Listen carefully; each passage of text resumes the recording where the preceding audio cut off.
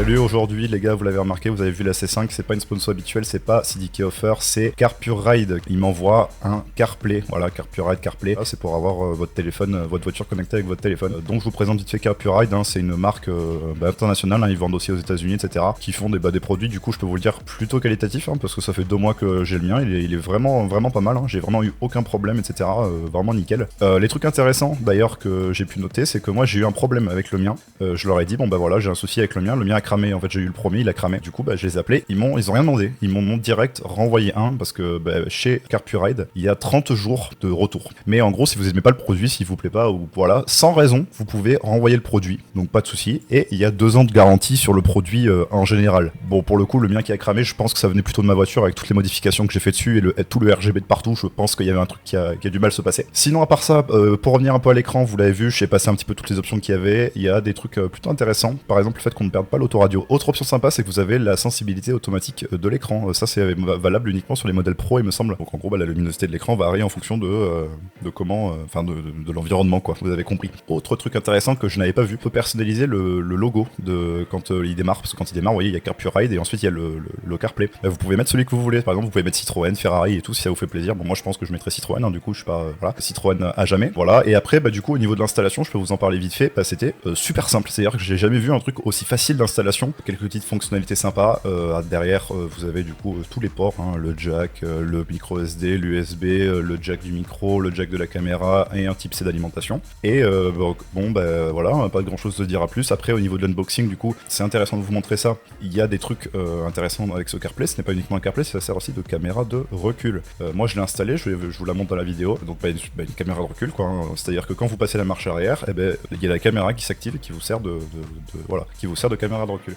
C'était plutôt super facile l'installation, les câbles sont plutôt de qualité, allez-y vraiment, vous pouvez y aller, et surtout que j'ai un code promo, vous pouvez aller voir sur le site de CarPureRide avec mon code DiemTech, et oui les gars, maintenant on a des codes sponsors personnalisés. Vous avez $50 de réduction sur tout le site, voilà, donc vous achetez un truc à tant d'euros, vous avez 50 balles de réduction. Donc voilà, je vais vous laisser à la vidéo, c'est tout pour moi, merci. Et salut les gars, nouvelle vidéo après 5 mois de disparition, voilà, j'avais ma vie les gars, je peux pas non plus faire passer ma vie après les vidéos YouTube, donc me voilà. Nouvelle vidéo sur, vous avez vu la petite sponsor les gars, vous avez vu la C5, ça y est. Petite vidéo sur un PC pas cher, parce que moi c'est ce que je préfère faire, les PC les moins chers. Et d'ailleurs il y a une belle vidéo qui se prépare et qui va risquer d'arriver normalement semaine prochaine sur un PC vraiment pas cher les gars, et parce que j'aime bien vous aider, j'aime bien voilà, et je vois que ce qui se vend le plus c'est les PC pas chers. Donc aujourd'hui, nouvelle vidéo sur la config la moins chère en neuf en 2024. Voilà, la moins chère, voilà. Bon après on est en été, on n'est pas forcément à l'endroit le plus stratégique, parce que l'été c'est généralement là où les composants n'ont pas forcément de baisse, à part qu'il y ait les soldes. Là j'ai pris des composants qui étaient pas en solde, qui sont tout le temps au même prix, voilà, qui ne bougent pas. Donc là c'est pas dans 2 semaines il faudra que je refasse une vidéo sur ça, non, cette vidéo elle peut durer je pense toute l'année, les prix seront à peu près les mêmes. Tout est neuf les gars et tout est sur Amazon. Donc c'est parti, lancement. On commence tout de suite avec la carte mère qui est une Gigabyte B550 MDS3H. Alors je vais faire une petite aparté sur chaque composant pour vous expliquer, parce que bon, il y en a plein qui disent que ça c'est pas bien, ça c'est pas bien, mais là les gars on est dans une option budgétaire, c'est à dire que là le PC je vous le dis, il est dans les minières normalement, c'est 550 balles. Je voulais pas dépasser les 500 balles, mais à cause de la carte graphique, je vais vous expliquer pourquoi, on a dépassé les 500 balles. À savoir que la config que je vous propose là, vous faites absolument tourner tous les jeux en Full HD, tous aujourd'hui. C'est-à-dire que là, vous achetez ça, vous êtes tranquille, même encore pendant quelques années. Si vous n'êtes pas, hyper chiant sur les réglages, en mode vous mettez en ultra machin et tout. D'ailleurs, il faudra que je vous fasse aussi une vidéo sur comment optimiser vos jeux, parce que je vous vois à chaque fois en mode ouais, je préfère acheter une carte graphique plus grosse plutôt que d'optimiser mon jeu. Alors qu'optimiser ton jeu, ça te fait gagner genre des fois 70% de performance gratuitement. La carte mère, donc c'est une B550M DS3H. Plus besoin de prouver le bon fonctionnement de cette carte mère, et elle est pas mal pour le prix. Après, c'est pas la meilleure carte mère, encore une fois. Je vais arrêter de dire c'est pas la meilleure, parce qu'en fait rien dans cette config n'est la meilleure, voilà, n'est le meilleur machin, et rien,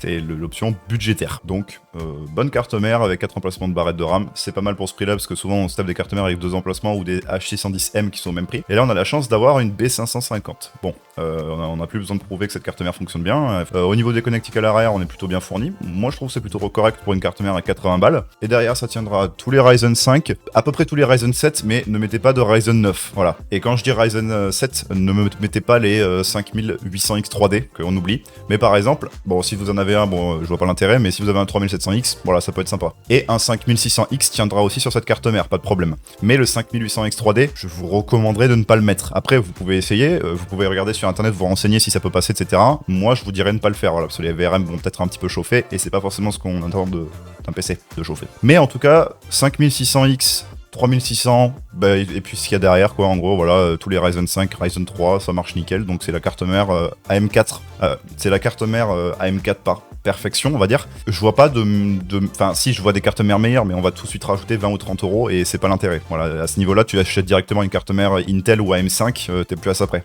Je pense que c'est parmi les dernières cartes mères, enfin, les derniers combos processeurs Intel, processeurs AMD, AM4, que je vous propose, parce que ensuite ça va disparaître et on va passer, je pense qu'il y aura les 12100 et 10100F qui seront remplacés, qui remplaceront les 3600, parce que là ils commencent vraiment à se faire vieux, mais ça reste des processeurs super performants. On est entre un 10100F et un 12100F, voilà. Vous allez me dire, ouais mais c'est un i3, c'est pas ouf. Les i3 aujourd'hui les gars, ça fait tourner énormément de choses, vous serez surpris de voir à quel point c'est puissant. Et le Ryzen 5 3600 ne change pas l'exception, il fait tourner tous les jeux, hein. À l'époque les gars, quand t'avais un 3600, c'était vraiment stylé, hein. C'était vraiment, t'es beau gosse, tu vois. Et donc Ryzen 5 3600, 6 cœurs, 12 threads, voilà, donc très bien pour faire un peu de multitâche, hein. On va non plus... Bon, tu peux streamer en vrai avec, hein, je pense, il n'y a pas de problème si tu règles correctement ton stream et que tu demandes pas des jeux trop gourmands, mais on va pas trop lui demander non plus. Pour travailler, ça passe, parce que moi j'avais un 3600 à l'époque, ça marche plutôt bien, voilà, donc si vous êtes patient, si vous êtes passé pas le plus gros CPU, encore une fois, mais pour jouer, il fera largement le café pour 87 euros, c'est un très bon prix. Et il y a aussi l'alternative du 12100F et de la B660, je sais plus laquelle, mais il y a une B660 qui était à pas cher à 100 euros, et il y avait le 12100F qui était en baisse de prix, qui était à 77 euros. Ça peut être aussi une option. Perso, je préfère le 3600. Voilà. Ensuite, la mémoire, bon, bien évidemment, ça va être de la Vengeance LPX, hein, à 39 euros en 3216, les gars. Voilà, c'est la moins chère. C'est-à-dire que vous essayez de trouver moins cher, vous allez tomber sur des barrettes de RAM en 2133 avec un casque dégueulasse pour gagner 3 euros. Donc là, je me suis pas non plus foutu de votre gueule à mettre vraiment le moins cher de partout.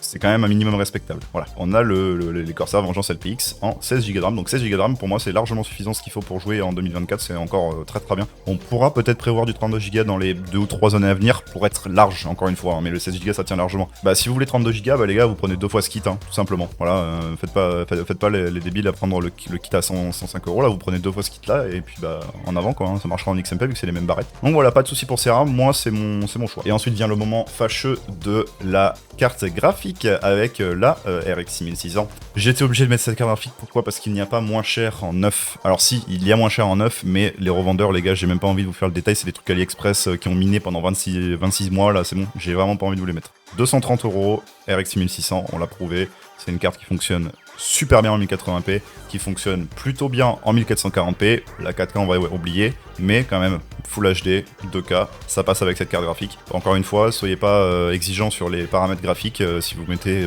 des paramètres en moyen, vous ferez tourner des jeux en 4K, hein, ça peut passer, et pareil en Quad HD.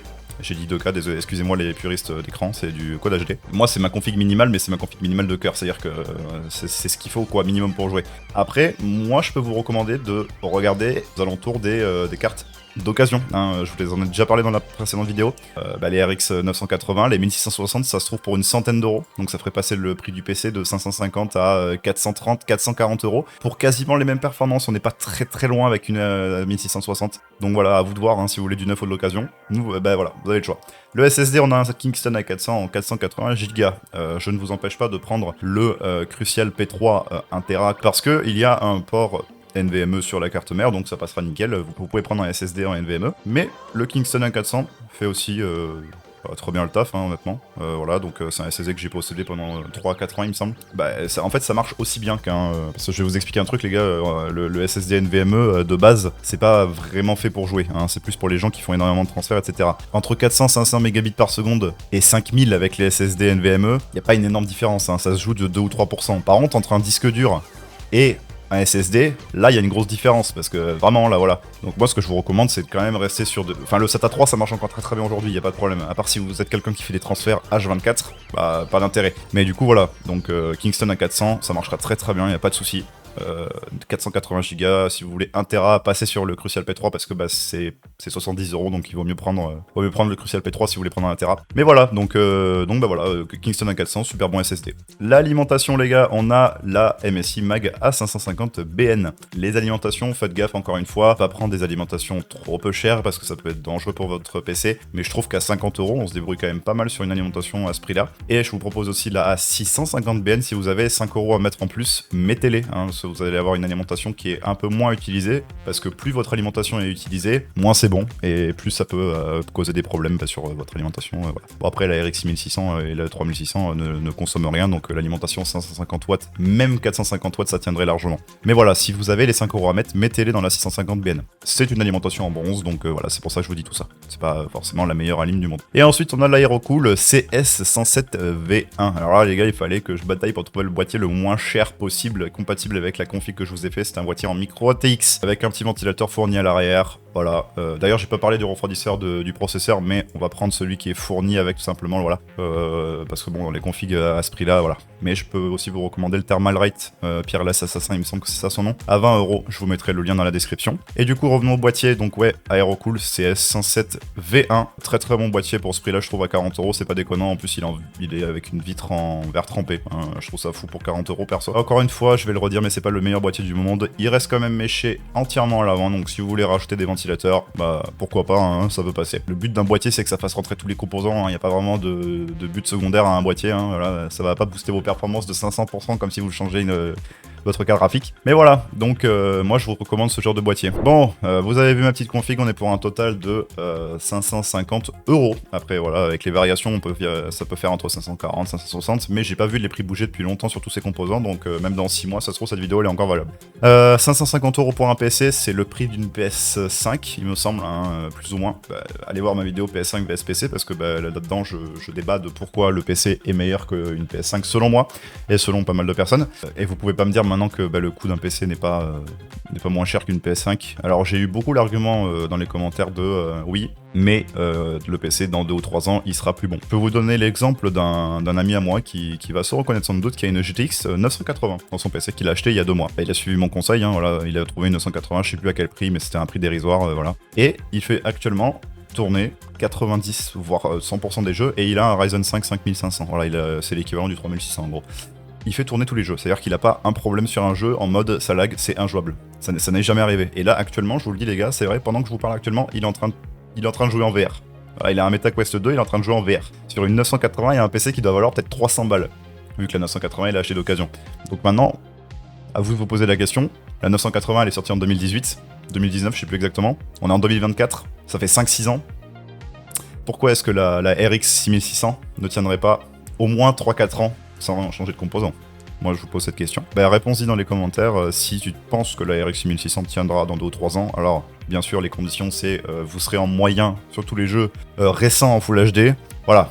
Mais moi je pense que ça passe encore largement, avec la preuve de la 980. Derrière, donc je vous mets tous les liens en description. Si la vidéo t'a plu, n'hésite pas à mettre un like. Et la prochaine vidéo, du coup je vous dis ça sera semaine prochaine. Rien de plus à dire.